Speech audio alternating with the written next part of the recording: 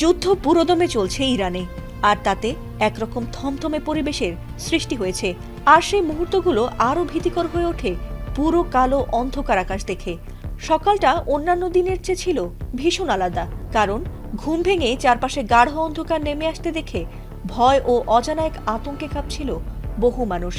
আর সেই ভয়ের মধ্যে হঠাৎ আকাশ থেকে ঝরতে শুরু করে এমন এক বৃষ্টি যার পানির রং ছিল কুচকুচে কালো।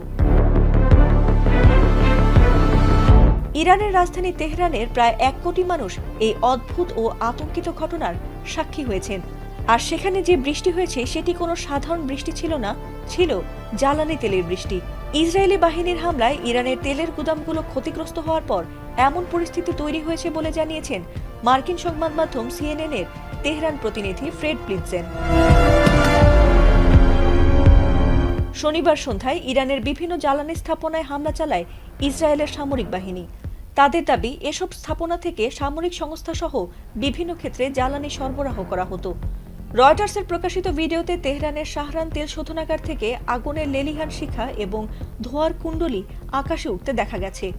এই হামলার ফলে নগরের বায়ুমণ্ডলে তেলের কণা এবং কার্বন ছড়িয়ে পড়ায় বৃষ্টির রং কালো হয়ে গেছে বলে ধারণা করা হচ্ছে।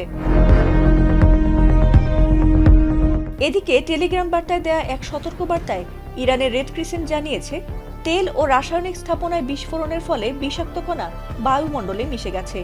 বৃষ্টির পানির সঙ্গে এসব রাসায়নিক মিশে তার স্বাস্থ্যের জন্য চরম ঝুঁকিপূর্ণ হয়ে উঠতে পারে। বিশেষ করে ত্বক এবং শ্বাসতন্ত্রের ওপর এর ভয়াবহ প্রভাব পড়ার আশঙ্কা রয়েছে।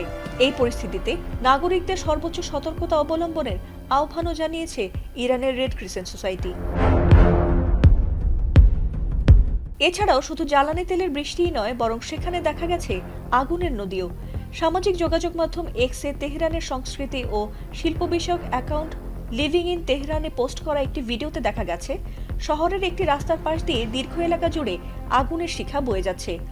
ড্রেন বা পয় নিষ্কাশন নালা দিয়ে তেলের সঙ্গে আগুন প্রবাহিত হওয়ায় এই ভয়াবহ পরিস্থিতির সৃষ্টি হয়েছে বলে মনে করা হচ্ছে। তবে সেটিও জ্বালানি তেলের কারণে হয়েছে বলেই জানা গেছে। ফাতিমা সুলতানা, এটিএন বাংলা।